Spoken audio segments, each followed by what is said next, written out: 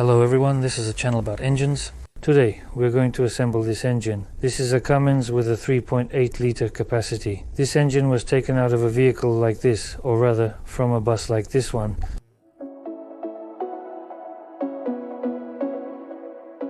The disassembly of this engine is available on my channel.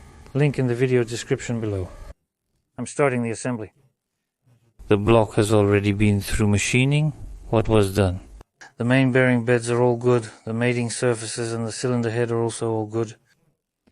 The block was bored to fit oversized pistons for repair.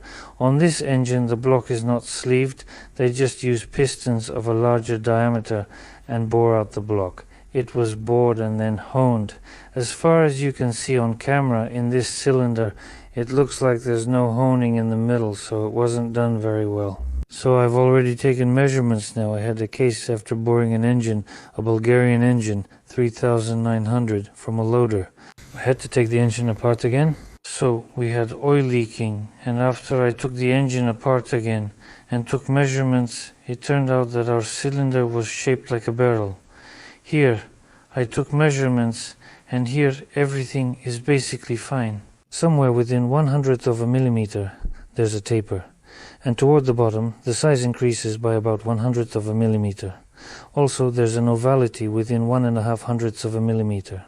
Now, I'll show you on some cylinder. There's an inside micrometer lying over there. I'll show it a bit later. So the block has arrived from the machining work. Now my task, as usual. Here, I still need to remove the old sealant somewhere, the old gaskets, and for example, there are some threads that need to be chased, blown out, and the oil channels need to be cleaned.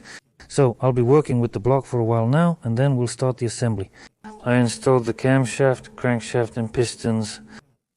So we'll have a new cylinder head. It's over there on the shelf in a box, packed with the new head. Well, I'll tell you a bit later why exactly a new cylinder head was purchased, and I'll show you what was wrong with the old one. I'll explain everything as we go. Today I was busy with the preparatory work. I've already washed almost everything. For example, here we see the camshaft from the valve cover. There's the filter housing and so on.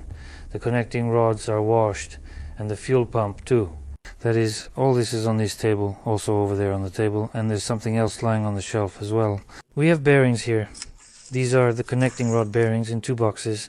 We have main bearings, and in this box there's a thrust bearing, and we only have one of those. Here we have a new piston ring set. By the way, I didn't even check what brand or manufacturer it is. Some Chinese one, so honestly it's not even clear. Also, all the bearings in the gasket set we have are Chinese. On this table I have the clutch, flywheel, pressure plate and disc. All of that is staying old. I washed it and blew it out with a compressor. The compressor was working well without pushing oil. I also washed and blew out the low pressure and high pressure fuel lines. The rocker arm rail here also has an interesting design, but I'll show it a bit later. We're keeping all the old tappets, so that's the scope of work we have. Let's get started. A small announcement for my regular viewers, for my subscribers. Things aren't going too well with my channel right now. Also, back in February I got scammed out of some money. In August last year, as I mentioned, I deleted all accounts registered in Russia, including my own. I found GDP there, that's the name of the company. So at first they seemed to be paying out money, September, October, November, December, but for January and February they just disappeared. There are no contacts now, nothing at all.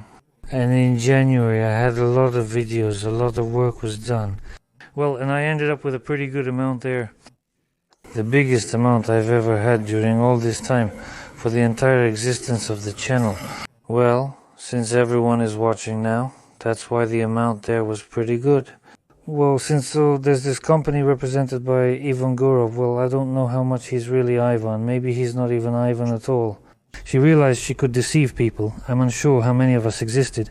There were about 100 or 200 people, so if each person gave about $1,000, that's already $200,000, roughly speaking, in 1 month. And they deceived us over 2 months. People profited significantly from us. I didn't publish any videos in February because I already noticed that things weren't going well. I understood that something was about to happen soon. Well, and in March I already connected to another affiliate platform. Everything is official there, but the commission is just insanely high. It turns out, I don't know, about 30% if not more. Well, since I didn't publish any videos in February, right now I'm just experiencing a colossal drop. Right now I'm making about $3 to $5 a day there, about 200 rubles a day. I don't know, if I went to collect cans from the trash I could probably make more money than on my channel. So what's the point of such a long introduction? I'm not gonna ask you for donations, because I completely understand that it's impossible to donate to every blogger you've ever watched. I know, I'm not even gonna mention donations. I don't need donations. There's really no big benefit from them anyway. So, here's what I want to say. Who wants to keep watching my videos on schedule, like it used to be? Yes, there will be a new episode every Saturday, but that will be on YouTube and probably on Zen. Well, definitely on YouTube. Zen too. I also received a notification that they're disabling monetization for videos. Monetization will only remain for text-based content like articles, correct? That is, I don't know, all the bloggers there are outraged too. How could this happen? They lured the audience over, doubled or even tripled their audience thanks to bloggers from YouTube, and now they're just turning off monetization for video format. I don't know either, maybe I'll leave Zen too. I'll delete the main channel. If you want to watch my videos like it used to be every Saturday on schedule, then subscribe to my RootTube channel. Well, as for YouTube, maybe I'll mess it up, maybe I won't. In general, I have one idea. I'll be experimenting. The idea is that I will publish a video every day. That is, like it was during the New Year's Marathon, the New Year's Marathon of big episodes. Only now, these will just be big episodes, old episodes chosen randomly, and all of this will be happening every day. I don't know how long I'll last. Maybe a month, 2, 3, or until the next New Year. And I'll just see how people react to it, how the algorithms will promote my videos. So that's the kind of experiment I'm going to have. Maybe I'll ruin my channel. Well, basically, judging by the recent events that have been going on for more than a year now, everything is just getting worse and worse. Well, and now I have, as I said, about 200 rubles a day there. I don't see any point at all, not even the slightest meaning. I have no desire to film this, to do all of it, to edit and so on. Here I think I haven't released a video for a week or two already, so I'm just saying right away that I'm doing this kind of experiment. I get that people will still write comments saying this is crap or asking why, even though I said not to. That's just how it is. If the comments are more or less constructive, I leave them. If it's just some insults or something like that, I just block them. Why the hell would I need commenters like that?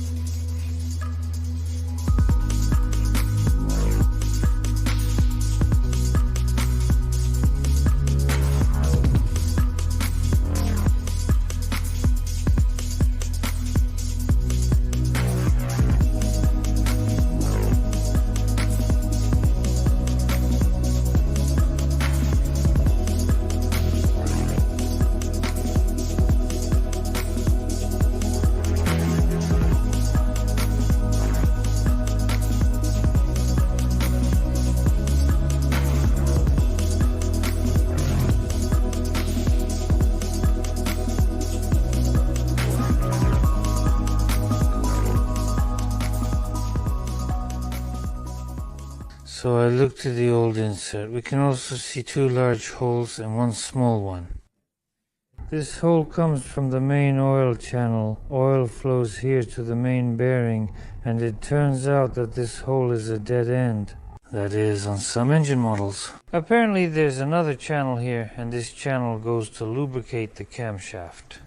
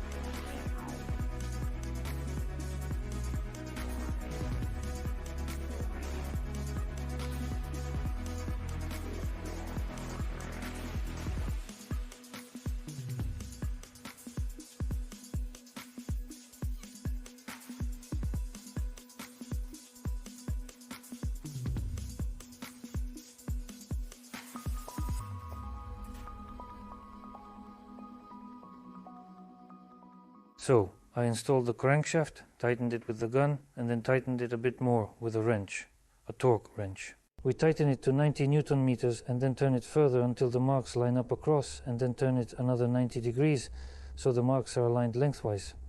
So the tightening torque is 90 Newton meters and then another 90 degrees.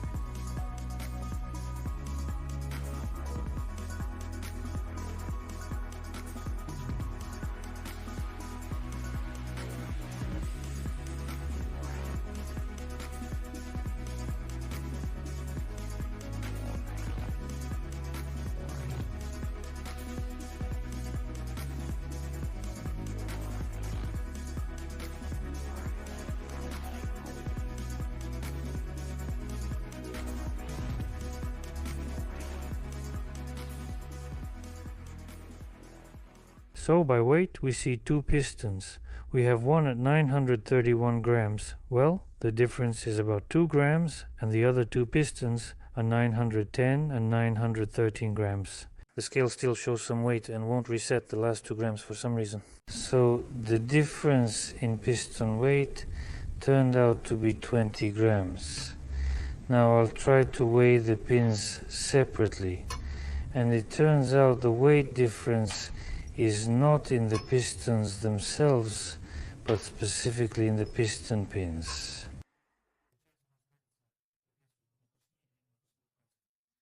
I'm not sure, but I'll check if the old one is still there. I'll consider it. So we're weighing the old pins. 632. 632.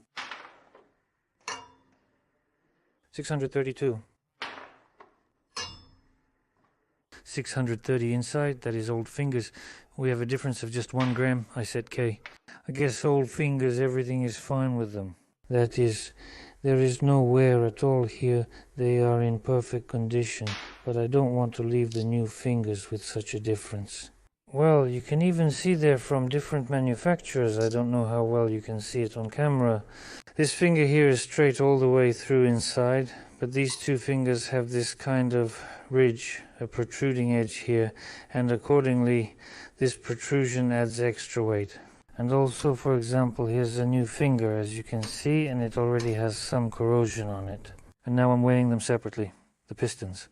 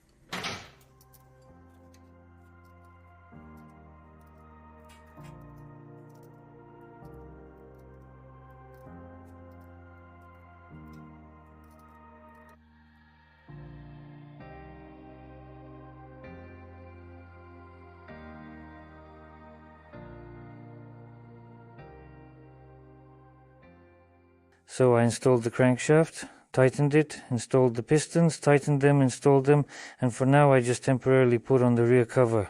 Take a look at which bolts go where here. I picked out the bolts. People often ask how to sort out the bolts later when you just pile them all together. Well, here it is. An unfamiliar engine is my first time working on it. Basically, I washed all the bolts and just sorted them out. At this point, it becomes clear which bolt goes where. Obviously, this takes some time, but it's not a problem. Now I'm going to remove this cover, apply sealant there, then install it, tighten it. I also need to install the camshaft gear, and I'll also be closing the front cover. The front cover has also been washed and cleaned. The oil pump will remain the old one. Basically, judging by the condition of the bearings and the crankshaft, there are no complaints, so the oil pump stays. This is ours. This engine has an interesting intake and a peculiar design without an oil pickup.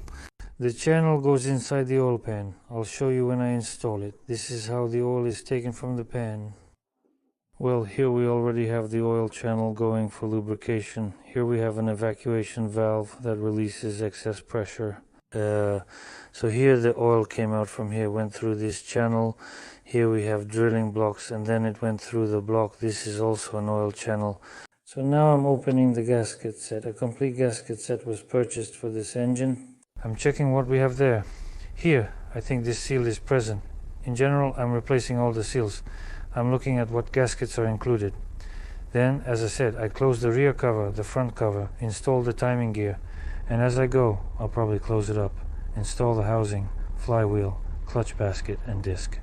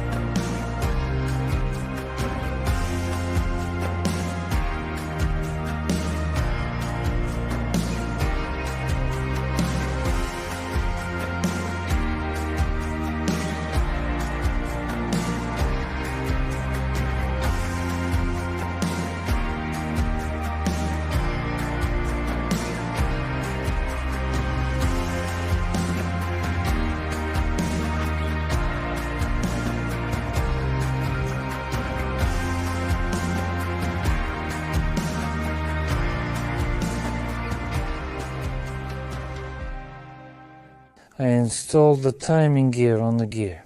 We have this mark on the crankshaft, and we have the tooth here. In general, the corner that was ground down during disassembly, I marked it with a marker for clarity, and I also marked these two teeth with a marker and aligned them. So, it turns out that 4 bolts tighten the gear, and 2 more hold this thing here, which sprays oil onto the gear for lubrication, so there are these nozzles. Now I'll tighten this gear again, mark the bolts as tightened, and start installing the cover, flywheel, basket, disc and front cover.